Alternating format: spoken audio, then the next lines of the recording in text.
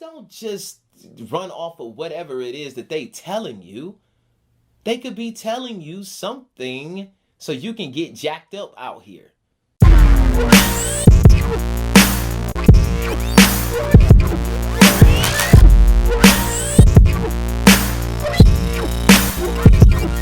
know that what I'm about to say is going to make some of you feel a lot more unsafe within the greater universe, but it's something that you have to know.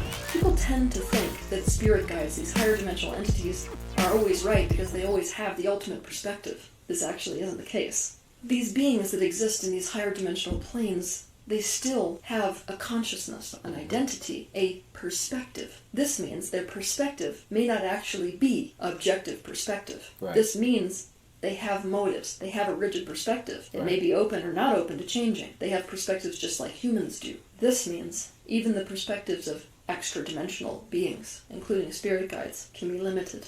These beings are in the process of expanding their conscious awareness as well.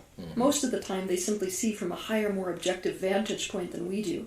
That's why it's so valuable to get their perspective.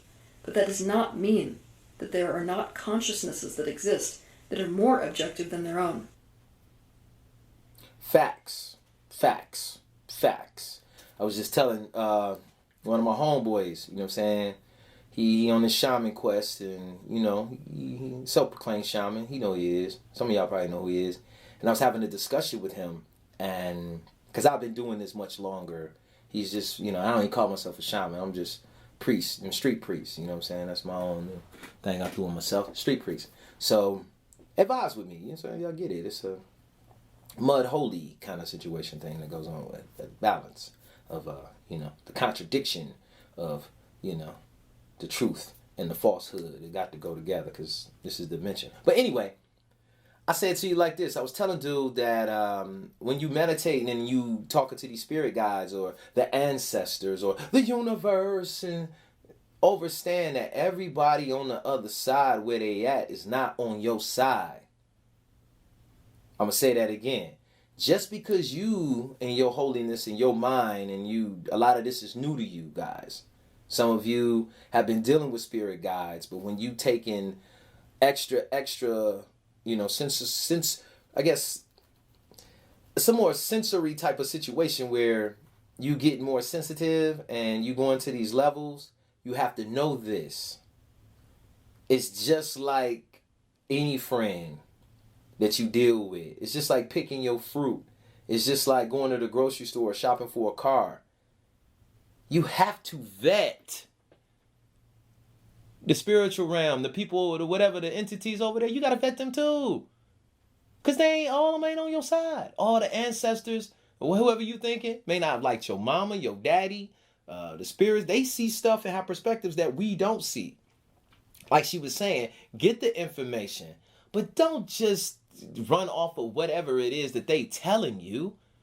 They could be telling you something so you can get jacked up out here.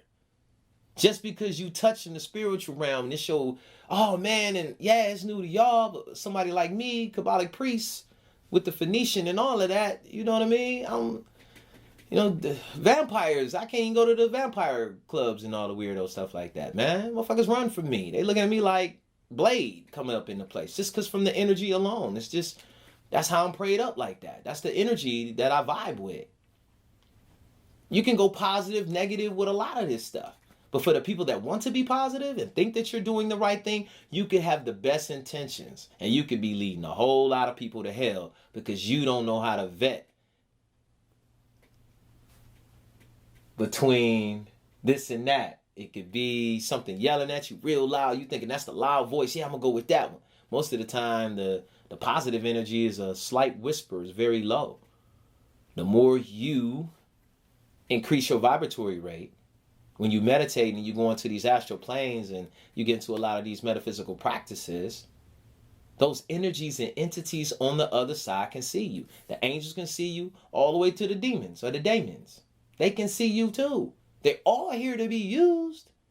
You got to know how to use these tools properly when you're talking about spirituality, and especially if you're talking about being a shaman and leading people in a certain direction. You're supposed to know this. This is spirituality 101.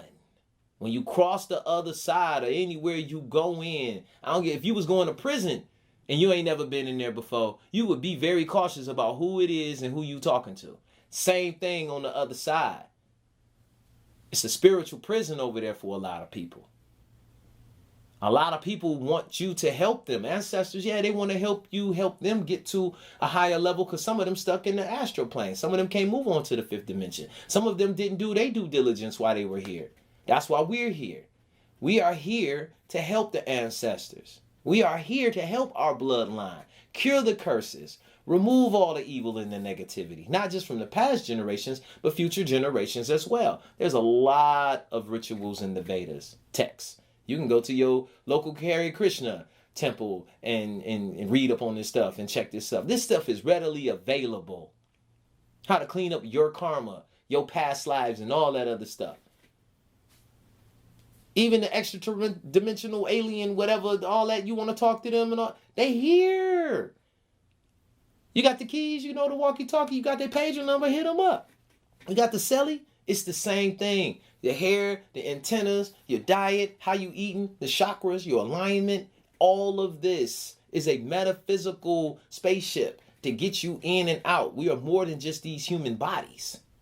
The more you adapt and the more you turn these things on, yeah, it's really real. You work it long enough, it will turn on, it will work for you. However, when you get to the other side, you start meeting your folks,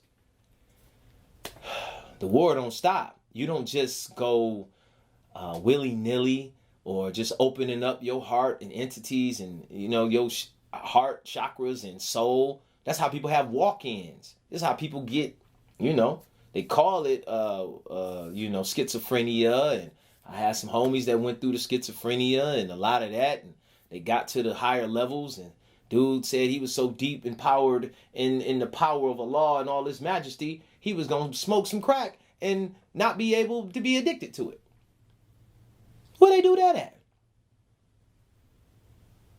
Certain people did the spiritual realms and, you know, went to them certain levels and they wanted to see how they was going to die. So no matter how reckless they was doing whatever they was doing in their life, they knew exactly where, when, and how it was going to happen. Spiritual people I'm talking about. Levels that you can get to. Me personally, I don't need to know a lot of that. I'm doing something else. Street priest. You see what I'm saying? I got a whole nother agenda. I'm just saying, I got homies that delve deep into the metaphysical and the spiritual and all of that. And once they start talking to a lot of these deities, they start talking to the ancient gods and a lot of these people you reading about, they got in contact with them. A lot of them took on deities and entities and stuff like that they could not handle. Some people went to the other side of, and uplifted Satan. Just really, because they wanted material riches or power or whatever it is. So I'm just saying, it's spiritual, period. Now, whatever side you choose to do, whatever you trying to do with it, that's on you. Only you can prevent spiritual forest fires. Know who you're talking to. Know who you're dealing with. That's important. Peace and love.